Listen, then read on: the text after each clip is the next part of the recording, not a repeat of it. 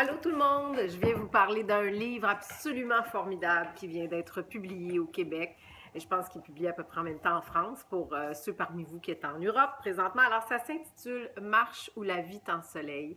C'est de la belle Juliette Allais. Et je vous ai dit que c'est formidable parce que c'est un roman d'inspiration. Je pense qu'on aime vraiment ça, de plus en plus ça, hein, les romans d'inspiration. On veut bien cheminer, on veut bien faire des prises de conscience, trouver le bonheur, se réaliser ou peu importe, s'épanouir. En même temps, quand il y a une histoire qui nous est racontée, quand il y a des personnages qui sont mis en scène, on dirait que le message passe différemment, peut-être d'une manière plus douce.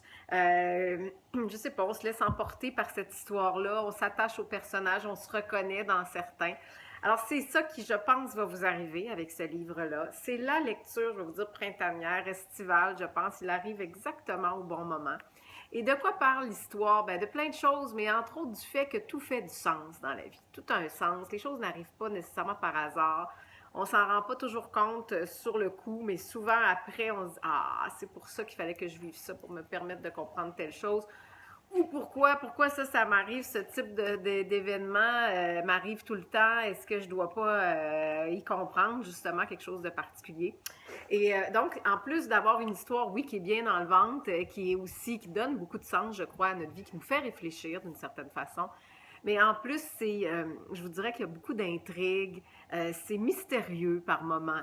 Moi, j'adore quand on se retrouve dans cette histoire-là, le personnage principal va se retrouver dans un magasin de vieilles choses où il y a un livre un peu particulier, un manuel de réenchantement. Écoutez, juste ça, là, moi, je suis vendue en partant. Et il faut que je vous raconte une petite histoire personnelle parce que je vous l'avais promise. Donc, j'ai lu ce livre-là à l'étape de manuscrit avant qu'il soit publié et j'ai eu un véritable coup de cœur. Mais non seulement ça. Tu sais, des fois, j'ai souvent utilisé cette expression-là pour dire, il y a des livres qu'on commence à lire, puis on dirait qu'on le sait qu'il y a quelque chose de spécial. Puis je dis, on le sait, c'est pas dans notre tête, c'est davantage dans le cœur. Je pense que le ressenti se trouve. Moi, j'appelle ça, je dis, il y a de la petite magie dedans. Ça me fait rire de vous le dire, mais je peux pas le dire autrement. C'est exactement ça. Je sais, quand je commence ce genre de livre-là, après quelques pages, je me dis, oh, wow, je pense que ça va être magique. Et ça a été le cas avec Marche ou la vie en soleil. Puis en plus, des fois, je me dis, bon, est-ce que c'est moi qui est folle ou je vis, il y a juste moi qui vis les expériences, les histoires des livres comme si j'en faisais partie. Pour les Québécois, vous vous souvenez sûrement de Fanfreluche, hein, qui ouvrait son grand livre, qui rentrait à l'intérieur pour venir nous lire l'histoire. Bon, je sais pas, là, je devais être Fanfreluche dans une autre vie, ou un personnage du genre, parce que ça m'arrive aussi, quand il y a de la petite magie dedans, on dirait que la magie se met à opérer dans ma vie aussi.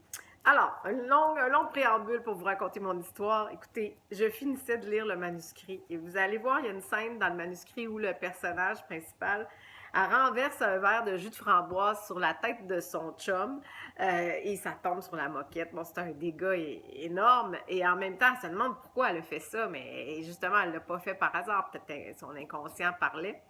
Puis moi, je trouve ça drôle. Je me dis, effectivement, c'est vrai que des fois, on dirait qu'on a un petit clown à l'intérieur qui a tendance à ressortir à certains moments, peut-être pour nous lever un petit drapeau, nous donner un avertissement. Alors, ce soir-là, où j'ai terminé la lecture du manuscrit, je m'installe ici même, où je me trouve, je suis dans le salon. Vous voyez, tout est blanc, là, puis il y a une moquette blanche et bleu pâle par terre. Il y a une petite table blanche devant moi. Je me fais des pâtes avec une sauce tomatée pour le souper. Et je décide, je le sais que c'est une mauvaise idée, mais je décide de venir m'installer ici même pour les manger. Je me dis, oh, ça va faire différent. Tu sais, des fois, on dirait on est un adulte, puis on oublie qu'on a déjà été un enfant, puis qu'aujourd'hui, on n'a pas de parents pour nous surveiller, puis que si on veut manger des pâtes aux tomates dans le salon, on peut le faire. Alors, je fais ça, mais en même temps, je prends mes courriels et je devais faire un trek en Italie, dans les Dolomites, en septembre prochain, avec mon chum. J'accompagnais mon chum pour ça. Et là, vous aurez compris que je parle au passé déjà.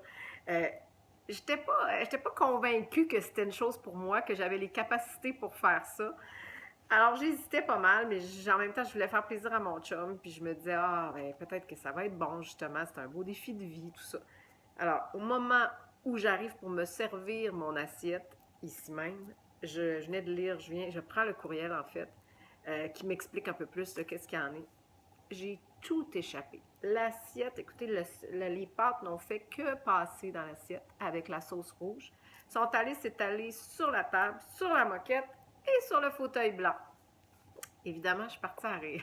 Parce que je me suis dit, my God, je suis en train de vivre la même chose que dans le livre Marche sous la vie en soleil. Et après avoir bien nettoyé tout ça, heureusement, tout est parti. Mais après avoir tout nettoyé, je me suis dit, ça se peut-tu, Christine, que ça soit pas une bonne idée pour toi d'aller faire ce trek-là? Que tu le fasses pas pour les bonnes raisons. Alors, écoute donc la voix de ton cœur, puis fais donc ce que tu as à faire. Puis, sois plus forte un peu. Dis-le à ton chum. Évidemment. Il l'a pas mal pris, c'est sûr. Il m'a dit, oh, Christine, tu fais ce que tu veux, tout est parfait. Et on a d'autres occasions de faire des choses ensemble aussi. Bon, alors c'était mon histoire en lien avec Marche sous la vie en soleil. J'ai tellement hâte que vous lisiez ce livre-là, que vous m'en parliez. Je regarde mon Facebook des fois juste pour voir, y a-t-il quelqu'un qui l'a lu? Y a-t-il quelqu'un qui va me dire quel effet ça a fait sur vous? Parce que je peux pas croire que ça va faire juste de l'effet sur moi comme ça. Et tiens, je vais terminer en vous lisant un extrait, c'est pour ça que je porte mes lunettes pour la chronique. Un extrait du livre qui, je pense, définit ou décrit un peu très bien, en fait, ce qu'il y a dans ce livre-là, ce que vous allez retrouver. Alors, ça dit, je vous souhaite à tous de marcher, c'est un personnage qui parle évidemment, je vous souhaite à tous de marcher ainsi sur le fil de votre existence, entre passé et futur, et de pouvoir à chaque instant goûter la sensation merveilleuse d'être en vie, de sentir le contact intime avec l'invisible et de rester confiant dans la capacité du monde à nous guider et à nous faire progresser vers le meilleur de nous-mêmes, au plus près de ce que nous sommes et pouvons devenir, des magiciens du réenchantement. Et un peu plus loin, ça dit, le monde est beau et nous sommes vivants. Il ne tient qu'à nous de célébrer cela à tous les jours, comme le plus précieux des cadeaux. Écoutez, le plus précieux des cadeaux que je me suis fait récemment, ça a été de lire Marche sous la vie en temps soleil de Juliette Allais. Et je suis même émue de vous le dire. C'est rare, hein? Mais voyez ce qu'un livre peut faire dans une vie. Alors, bonne lecture, mes amis. Puis si vous aimez ça, parlez-en. C'est tellement important. Moi, je réalise aujourd'hui, avec tout le bagage que j'ai développé, que j'ai eu dans les dernières années comme chroniqueuse littéraire, maintenant animatrice télé, mais j'ai toujours baigné dans les livres depuis toujours, depuis que je suis toute petite. C'est ma plus grande passion. Et je trouve que c'est un cadeau formidable, inestimable que nous font les auteurs de nous inventer des histoires comme ça qui nous touchent le cœur et qui nous élèvent l'âme. Alors, merci Juliette Allais. Merci du plus profond de mon cœur.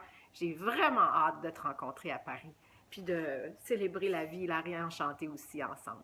Alors, à vous tous, une bonne lecture, puis je vous reviendrai avec autre chose éventuellement, mais j'ai hâte d'avoir vos commentaires, n'oubliez pas. Je vous embrasse. Ciao tout le monde.